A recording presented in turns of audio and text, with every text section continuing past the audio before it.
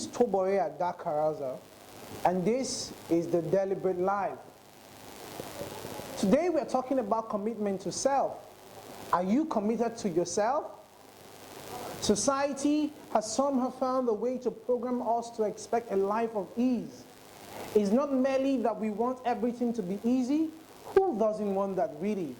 What is troubling is that we want to receive abundant rewards with minimal or no work at all. We want to sit at home and rule the world. Impossible. If something requires effort or it takes time, it must not be meant to be. We feel thoroughly justified giving up. Worse yet are those who believe that they can achieve legitimate goals using illegitimate means. Provided those means offer a shortcut to the goal in mind, they are fine. My friend, that is a dangerous road to travel. We want the best of life, but we don't want to give life our best. We talk big, pronounce and call big figures, and we want to do small or no work at all. That doesn't work. The best businesses have been built on the blood, sweat, and tears of the owners. It was G.K.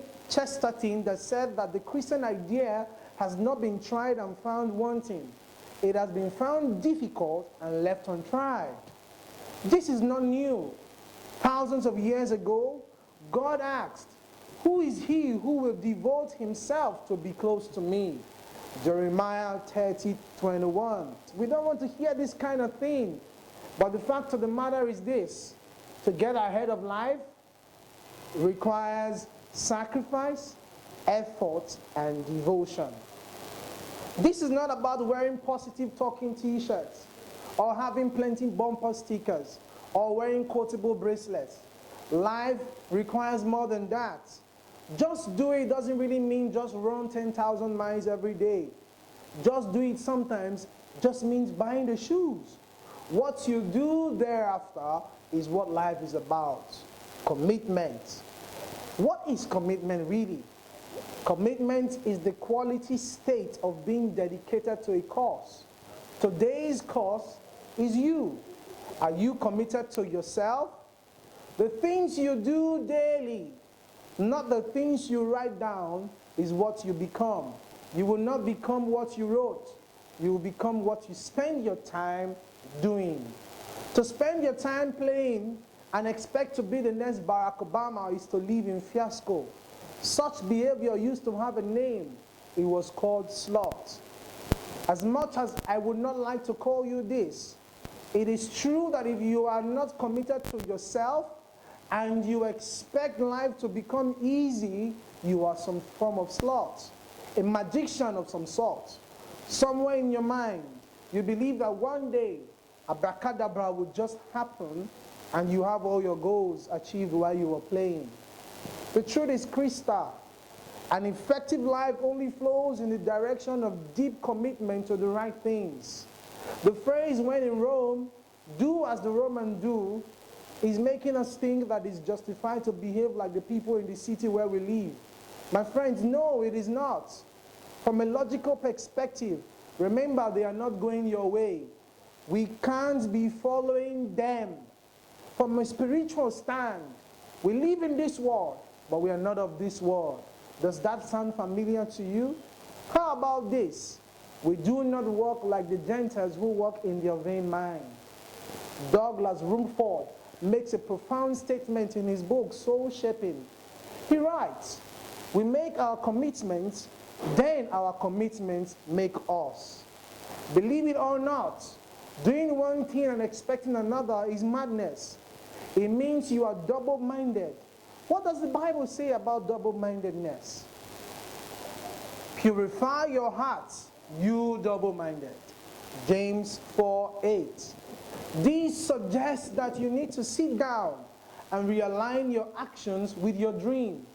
The statement, "I will be committed if," isn't commitment making. It's like you making a deal. It's like you bargaining.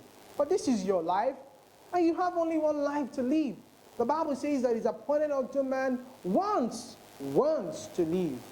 This is the one life you have, not a rehearsal to prepare for the next. I'm not asking you to get involved in your life. I'm asking you to get committed to your life. If you are not committed to yourself, then you are not committed to life. If you are not committed to life, you can't expect life to reward you. God does not play dice. Seeing movies all day, sitting at home, going on regular dates, pressing your phones, may just be signs of lack of commitment to yourself. Let's try something.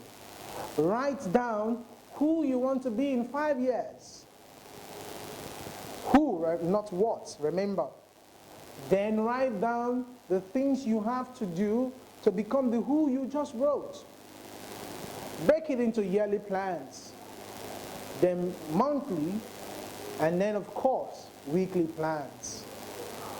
After you have done this, you should know whether your everyday actions correspond with your big dreams.